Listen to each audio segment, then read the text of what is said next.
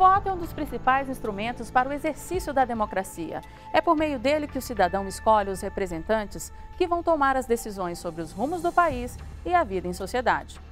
Os brasileiros vêm aprendendo a valorizar cada vez mais o voto.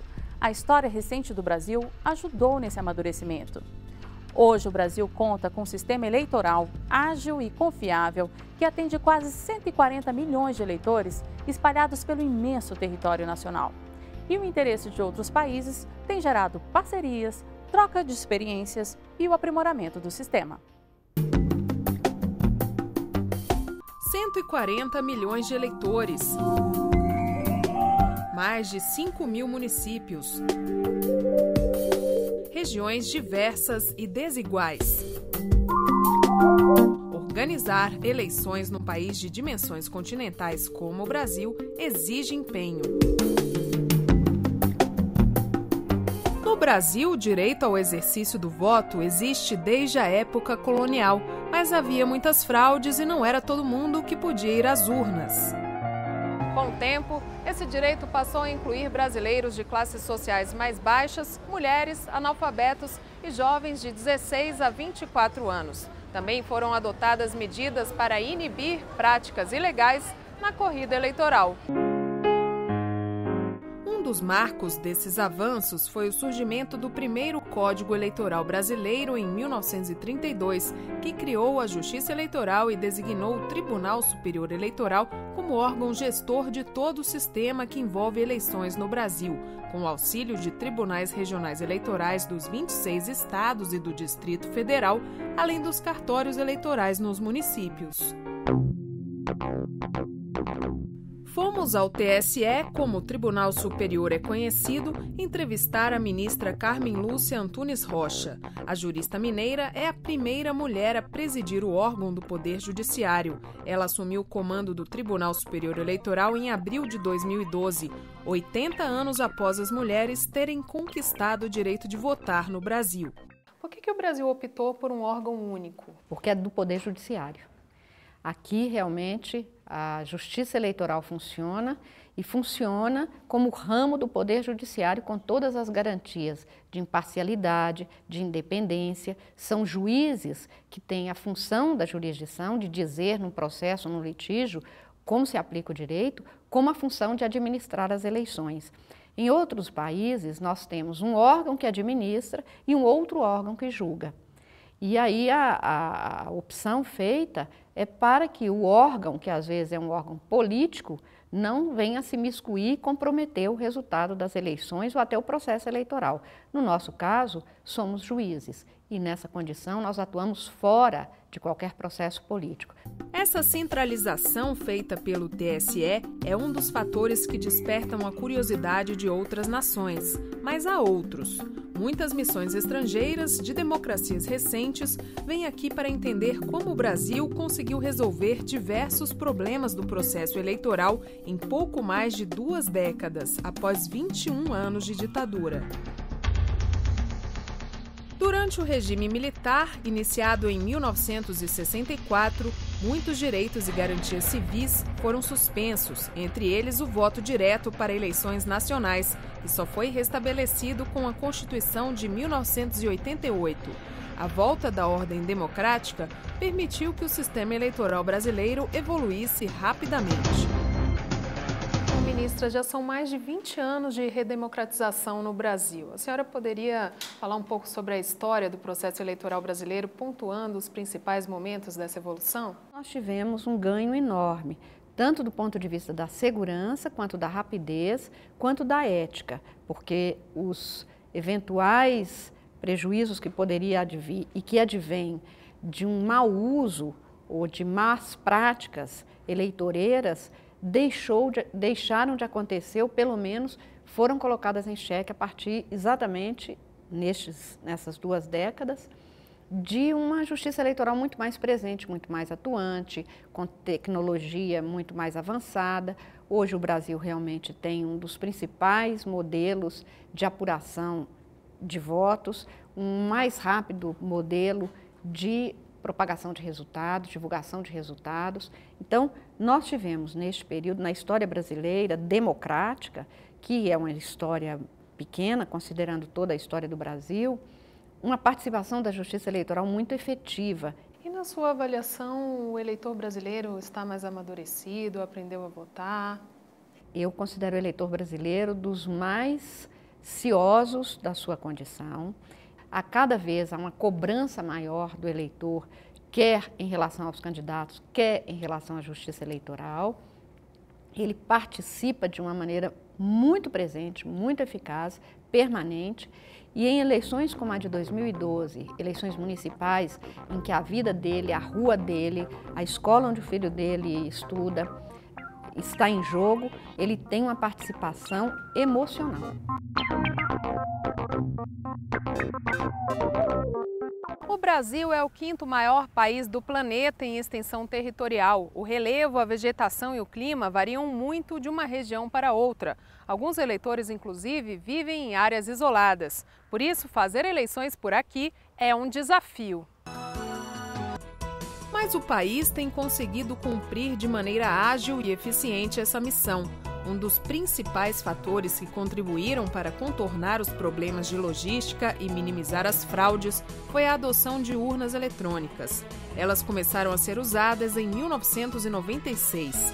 Em outubro de 2012, o Brasil realizou as maiores eleições informatizadas do mundo.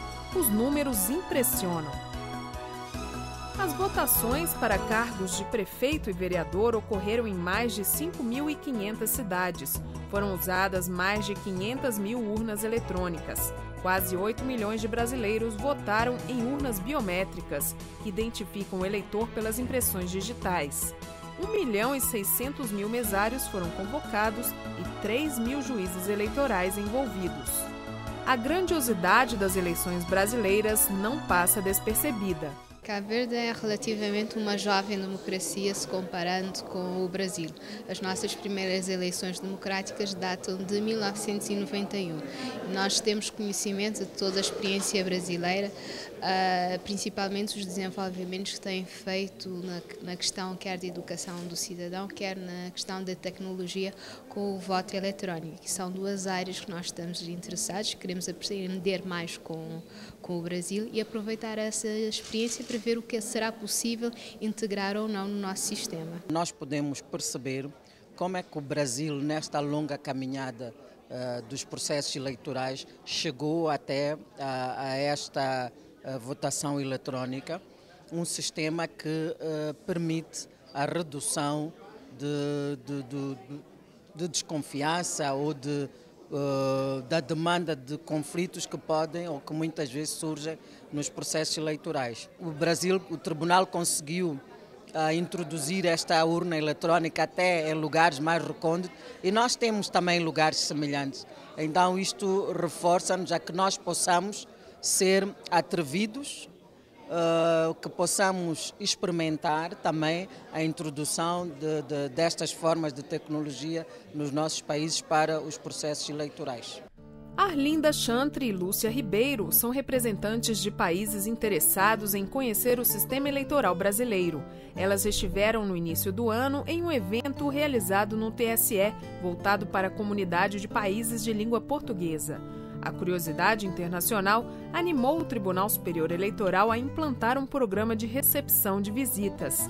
Quem sempre recebe os convidados é o juiz auxiliar da presidência do tribunal, Paulo Tamburini. Aqui na sede do TSE em Brasília existe um programa permanente de visitação de estrangeiros. Como é que é passar essa experiência eleitoral brasileira para eles? É um prazer e um orgulho muito grande. Nós tivemos no fim do ano passado, só no fim do ano passado, nós tivemos aqui uma delegação da Coreia do Sul, da Federação Russa, que são países que estão desenvolvendo sistemas eletrônicos, são países que têm um alto poder aquisitivo de investimento, e tivemos outros interessados em começar o processo. Nós tivemos visitas como Sudão. Hoje não há seguramente nenhuma pesquisa que ganhe uma relevância científica sobre democracia eletrônica que deixe de fora o Brasil. Hoje, em poucas horas depois das eleições, os resultados já podem ser conhecidos. A tecnologia criada por brasileiros permite independência e resolver as questões de logística com segurança. Mas nem sempre foi assim. Acho que todo brasileiro que votou alguma vez na vida sem o sistema eletrônico se lembra de como era aquelas semanas que nós levávamos de preparação, de votação e de apuração, onde você tinha cédulas que a pessoa marcava um X no meio de 2 quadradinhos e você tinha que ficar movendo junta eleitoral, recursos e coisas do gênero para decidir aquelas impugnações de quem que era aquele voto, é nulo, não é, votos contados à mão, cálculos de coeficiente eleitoral, coeficiente partidário, sobras, que eram todos feitos artesanalmente. Então isso é uma realidade que o Brasil não conhece mais. A principal conquista do sistema eleitoral brasileiro ao longo dos últimos 25 anos foi a confiança do povo brasileiro. E é daí, inclusive, que surgem os desafios futuros.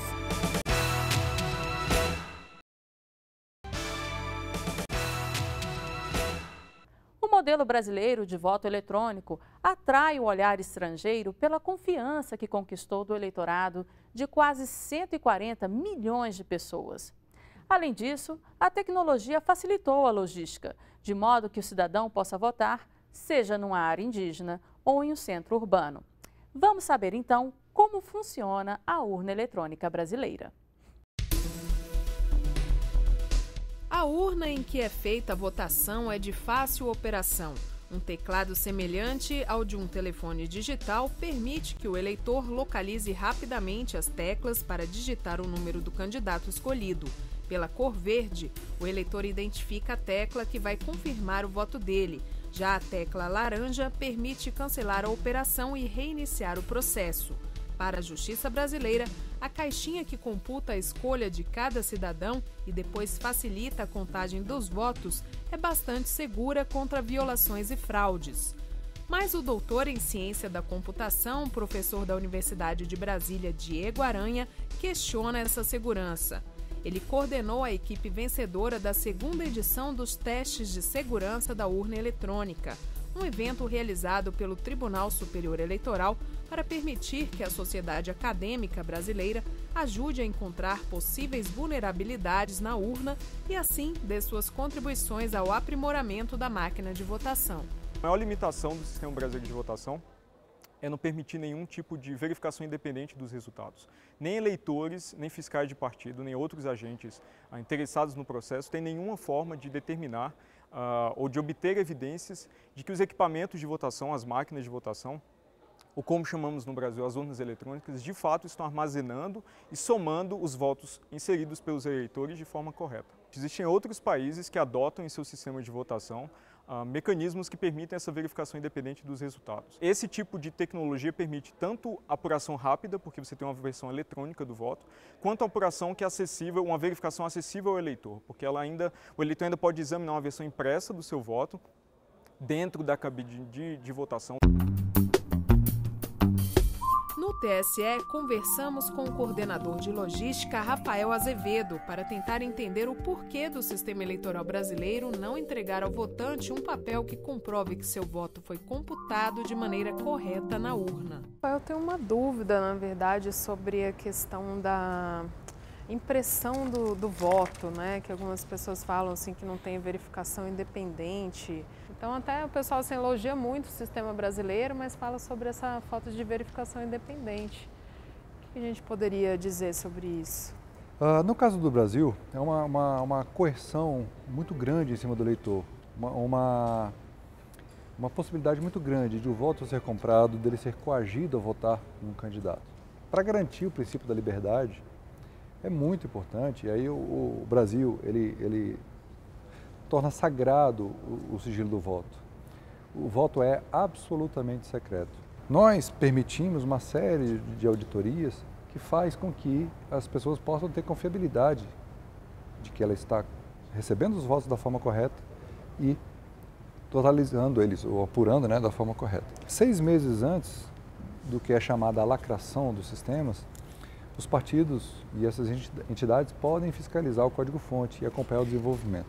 As mídias também, caso ainda entrem num caso muito específico, a própria Polícia Federal pode auditar isso. Ou seja, porque há métodos que congelam, como se tirasse uma foto daquilo, o que deveria estar em todas as urnas.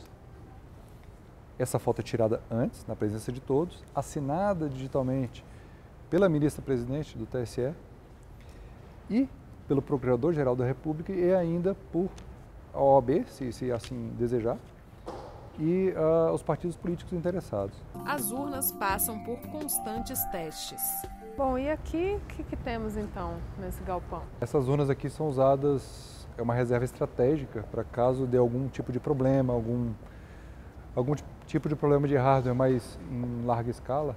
Então a gente pode mandar essas urnas a qualquer momento, perto da eleição, né? E a gente tem uma ideia de quantas urnas estão hoje com os regionais? Fora essas reservas aqui? Nós temos um parque de aproximadamente 505 mil urnas. Não sei o número exato, mas esse parque é distribuído em todo o país justamente para que eles façam a logística deles. Vamos lá então conhecer aquelas urnas que estão em funcionamento? A tradicional urna eletrônica começa a ser substituída pela chamada urna biométrica, que computa o voto do eleitor por meio da identificação de suas impressões digitais, para reforçar a segurança do sistema de votação brasileiro.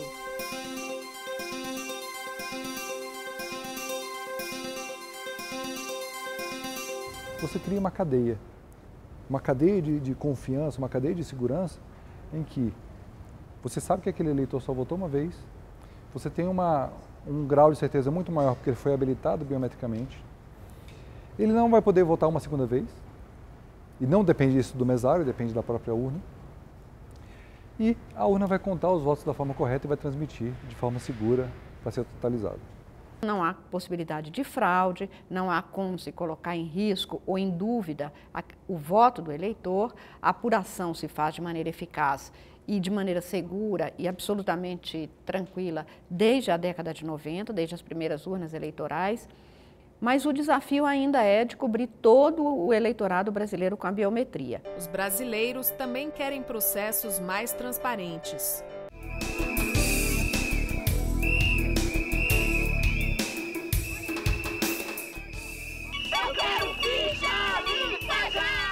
E as eleições de 2012 foram as primeiras onde houve a aplicação da lei da ficha limpa. O que foi aprendido a partir dessa primeira experiência? Ela é lei de iniciativa popular e os cidadãos lutaram para que nós tivéssemos uma lei que tivesse punições gravosas àqueles que lesam, que fraudam a vontade legítima e livre dos cidadãos, com determinadas práticas, com determinados comportamentos. E ela chama a atenção de outros países? Chama muito, porque em todos os países hoje, a corrupção e a corrupção eleitoral é um problema contra o qual se precisa lutar.